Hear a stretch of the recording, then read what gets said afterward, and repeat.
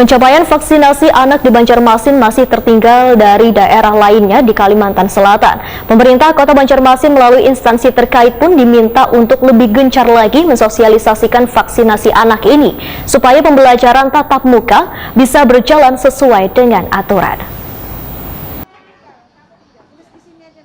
Pencapaian vaksinasi anak di Banjarmasin masih tertinggal dari daerah lainnya di Kalimantan Selatan. Pemerintah Kota Banjarmasin melalui instansi terkait pun diminta untuk lebih gencar lagi mensosialisasikan vaksinasi anak ini supaya pembelajaran tatap muka bisa berjalan sesuai dengan aturan. Wakil Ketua DPRD Banjarmasin Tugiyatno Esos Wetakuni Prima TV Baisukan Kamis 21 April 2022 meminta instansi terkait untuk terus melakukan sosialisasi agar seberatan orang paham manfaat bervaksin wan keamanannya karena adanya keseriusan dalam pelaksanaan vaksinasi COVID-19 bagi kekanakan ini sebab belum mencapai target. Politisi PDI Perjuangan ini pun meminta Dinas Pendidikan dan Dinas Kesehatan Banjarmasin untuk saling bersinergi agar target vaksinasi kekanakan ini bisa tercapai. Kuitan siswa pun harus diberikan pemahaman manfaat vaksinasi bagi anaknya sehingga mau untuk membawa anaknya ke tempat-tempat pemberian vaksinasi baik di puskesmas maupun ke tempat yang biasanya ada diselenggarakan vaksinasi. Tugiyatno berharap adanya kesadaran kuitan anak memvaksin anaknya supaya dalam satu keluarga bila sudah tervaksin maka kekebalan tubuh akan meningkat.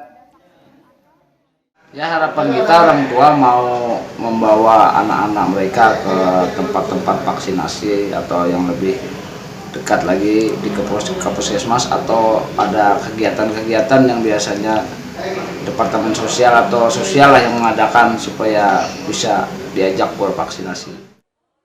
Tugiyatno menambahkan, target vaksinasi sebesar 70% ini haruslah bisa dicapai oleh pemerintah kota supaya pembelajaran tatap muka nantinya bisa berjalan lancar.